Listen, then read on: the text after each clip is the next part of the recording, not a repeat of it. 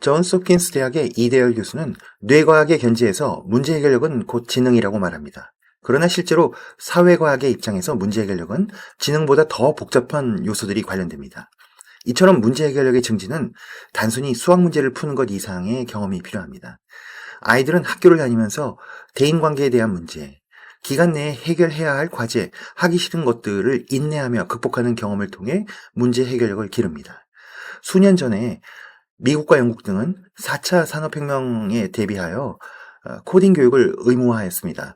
AI 등 디지털 기술 혁명에 대응한다는 명분이지만 코딩 교육은 오래전부터 수학처럼 논리력과 문제 해결력을 키우는 수단으로 인정받았습니다.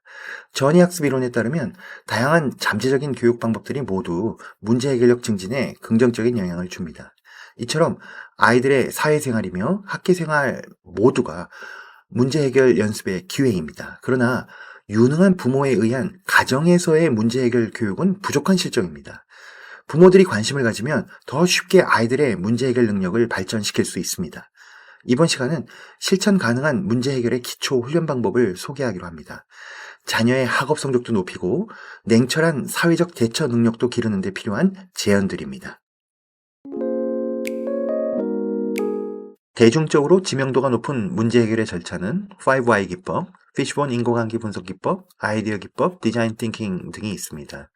이 기법들의 공통점은 문제를 정의하고 자료를 수집하며 가설을 세워 해결책을 검증하는 실행과 평가의 과정이 기본 골격입니다. 아이들에게 이러한 문제 해결의 복잡한 절차를 학습시키기에는 무리가 있습니다. 문제 해결의 시작은 문제를 바르게 파악하고 규명하는 일입니다.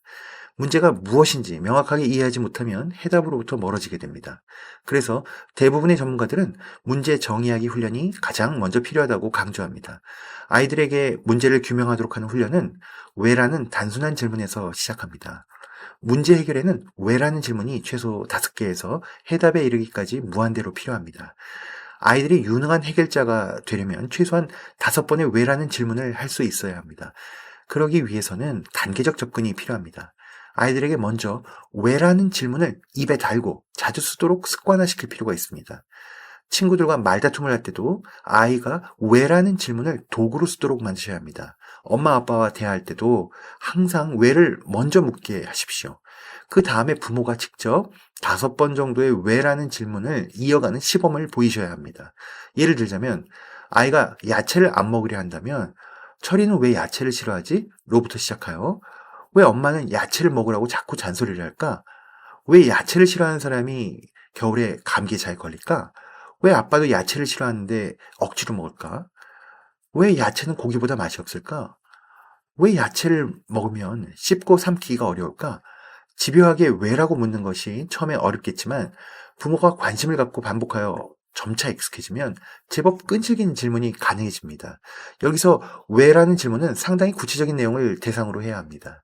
이러한 집중적이고 반복적인 왜라는 질문의 훈련에 대한 부모님들의 이해를 돕기 위해 문제 해결에 대한 한 가지 사례를 설명드리기로 하겠습니다.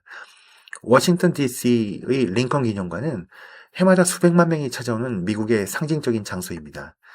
건물 중앙에 있는 6m 크기의 링컨 동상은 영화에서도 자주 등장합니다. 그런데 기념관 정면의 석조 장식물과 링컨 동상이 부식되어 오염되는 문제가 발생합니다. 석재를 교체하고 페인트칠을 반복했지만 개선은 되지 않고 엄청난 비용 지출에 시달립니다.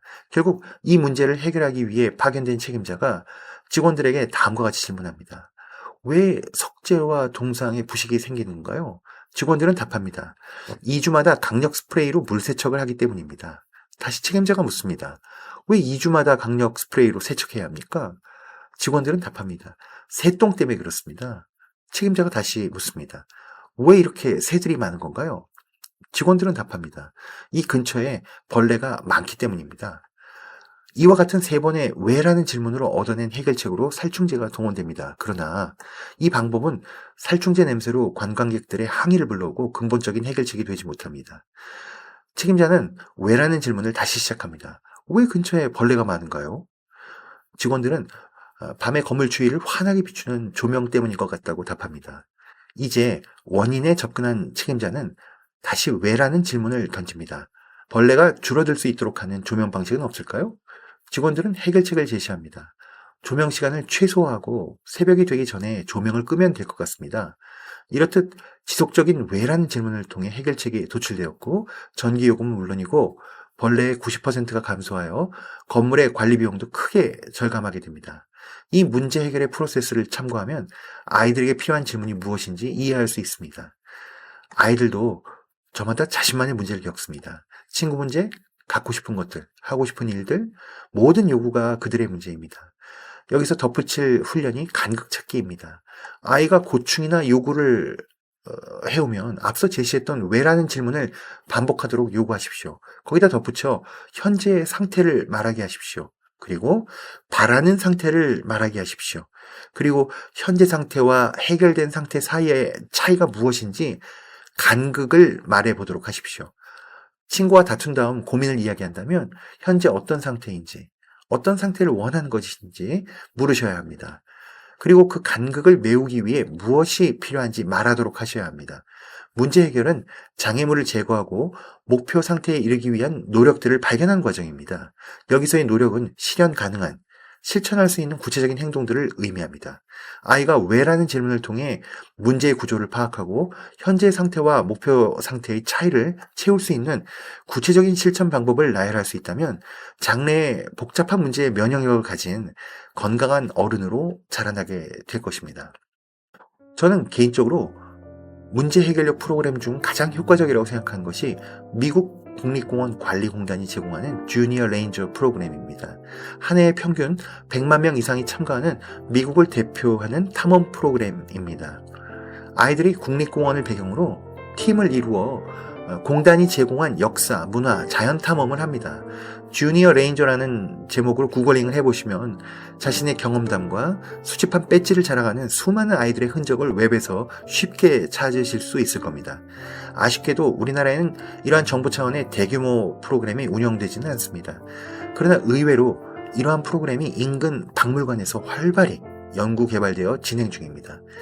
지금의 박물관은 우리가 알던 옛날의 박물관과 다릅니다. 박물관 학예사 선생님들의 노고로 다양한 학습 프로그램이 방대한 소장품들을 바탕으로 아이들에게 흥미로운 탐험의 기회를 제공합니다. 오늘부터라도 박물관에 자녀를 데리고 가십시오. 그리고 박물관이 제공하는 프로그램을 경험해 보시기 바랍니다. 아이들의 문제 해결력은 아이가 도전하는 탐험의 경험, 박물관이 제공하는 방대한 데이터들을 바탕으로 뜻밖의 시료를 얻게 될지 모릅니다.